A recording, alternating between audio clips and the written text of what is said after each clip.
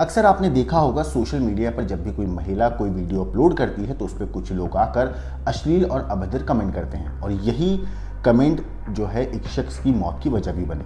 ये तस्वीर है सिद्धार्थ और माया की। वैसे तो ये दोनों पति पत्नी थे, मगर अब सिद्धार्थ इस दुनिया में नहीं है और सिद्धार्थ की मौत की वजह बना है उसकी पत्नी का एक शौक। असल में सिद्धार्थ की पत्नी माया को सोशल मीडिया पर रील बनाने का काफ़ी क्रेज था। पति सिद्धार्थ ने कई बार अपनी पत्नी माया को रील बनाने से मना किया था, लेकिन वो नहीं मानी। इस बात को लेकर दोनों के बीच में अक्सर विवाद होने लगा था। लेकिन झगड़ा होने पर पत्नी एक दिन अपना ससुराल वाला घर छोड़कर मायके चली गई। इस बात को लेकर घर में भी विवाद होने लगा, जिससे परेशान होकर पति सिद्धार्थ ने अपनी जिंदगी खत्म कर ली। मगर उसने अपनी जान देने से पहले सोशल मीडिया पर लाइव होकर अश्लील कमेंट करने वाले लोगों को जवाब दिया। साथ ही परिवार में चल रहे विवाद पर भी लोगों को जानकारी दी। ये पूरा मामला अलवर के रेणी थाना इलाके के नंगलबास गांव का है। सिद्धार्थ इसी गांव का रहने वाला था। सिद्धार्थ दौसा में स्वास्थ्य विभाग में एलडीसी के पद पर कार्यरत था और 1.5 साल पहले पिता की जगह अनुकंपा पे उसको नौकरी लगी थी। सिद्धार्थ की माया नाम की लड़की से शादी हुई थी और 5 अप्रैल को सिद्धार्थ ने अपनी जिंदगी खत्म कर दी। लेकिन 6 अप्रैल को रिश्तेदारों ने इस मामले में एफआईआर दर्ज करवाई। दरअसल माया को सोशल मीडिया पर रील बनाने का काफ़ी ज़्यादा शौक था। इंस्टाग्राम और फेसबुक जैसे सोशल मीडिया प्लेटफॉर्म्स पर वो रील बनाकर डालती थी तो लोग उस पर कमेंट्स करते थे। पत्नी की रील पर जब कोई अश्लील कमेंट करता था तो सिद्धार्थ को बिल्कुल भी वो पसंद नहीं आता था और इसी को लेकर माया और सिद्धार्थ के बीच में विवाद होने लगा था। सिद्धार्थ और माया की वैसे 3 बेटियां और एक बेटा है। सिद्धार्थ ने माया को रील बनाने से मना किया था, लेकिन माया नहीं मानी थी। इस बात को लेकर दोनों के बीच में विवाद काफ़ी ज़्यादा बढ़ गया था। विवाद बढ़ने लगा तो माया घर छोड़कर अपने मायके चली गई और उसने सिद्धार्थ पर आरोप लगाते हुए पुलिस को शिकायत दी थी। बताया कि सिद्धार्थ शराब पीने का आदी हो गया है, जिसके चलते भी उन दोनों के बीच में विवाद बढ़ने लगा है। मगर अपनी जान देने से पहले सोशल मीडिया पर सिद्धार्थ ऑनलाइन आया और कहने लगा। अब जो मैं आपको पढ़ के बताऊंगा ये लाइव में सिद्धार्थ ने बोला था। हालांकि वो लाइव वीडियो मैं आपको नहीं दिखा सकता सोशल मीडिया की यूट्यूब की गाइडलाइंस की वजह से, लेकिन उसका एक मैं जिस्ट आपको बता दूं कि वो भी वीडियो देख रही है। सुन ले तू, तलाक ले ले, 4 बच्चे मेरे पास रहेंगे, रतिराम कौन है, मैं तेरा पति हूँ, मैं कहूँगा वो होगा, आज जाकर लाइव आया हूँ, अपने भाई को मरने छोड़ दूँ, सोशल मीडिया के माध्यम से ये कह रहा हूँ मैं मर जाऊँगा, मेरे भाई और उसकी लड़ाई हुई है, कैसे हो गया है, मैं मेरे भाई के साथ हूँ, कहा कि मेरी आईडी और मेरी सिम सब कुछ ससुराल वालों के पास है। कुछ लोग मुझे गलत बताएंगे, लेकिन मैं अपने भाई का साथ नहीं छोड़ूंगा। मेरी मौत का जिम्मेदार रतिराम और माया है। मेरा भाई सैफ है।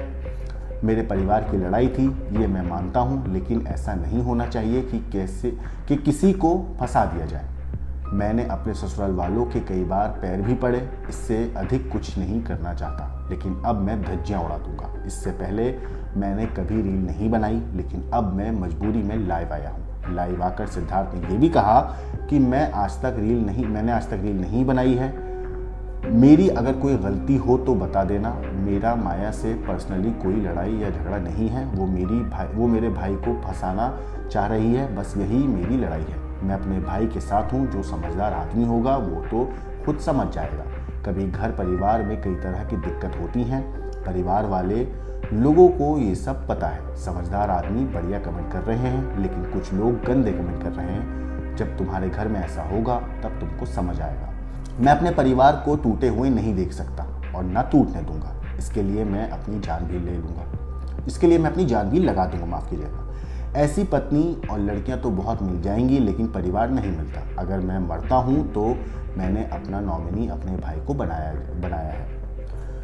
मुझे अपने ससुराल और पत्नी से कोई मतलब नहीं है। मेरे भाई और उसके बच्चों को सरकारी नौकरी मिलनी चाहिए और उन्हीं को सभी तरह का क्लेम भी मिलना चाहिए। सिद्धार्थ ने ये अपने जो लाइव आकर उसने बोला था सोशल मीडिया पर, ये मैंने आपको उसका एक थोड़ा सा जिस्ट बताया है। वहीं अब पुलिस इस मामले में जांच पड़ताल में जुटी है। उधर सिद्धार्थ को भी पत्नी माया के साथ रील्स में शामिल होते भी देखा जाता था। पत्नी के वीडियो में पति भी काफ़ी ज़्यादा भाग लेता था। हालांकि अब इस पूरे मामले में पुलिस तफ्तीश कर रही है, अलग अलग एंगल से जांच कर रही है। इस मामले पर पुलिस का क्या कहना है, एक बार आप ये भी सुनिए। बेसिकली 25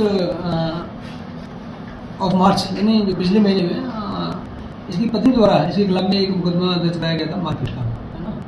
उस संदर्भ में भी जांच जारी थी और फिर एक वीडियो वायरल हुआ, उसमें इसने कहा है इस तरह की जो आप बता रहे हो। हालांकि और ये 2 दिन पहले 6 तारीख को इसने सुसाइड कमिट कर लिया।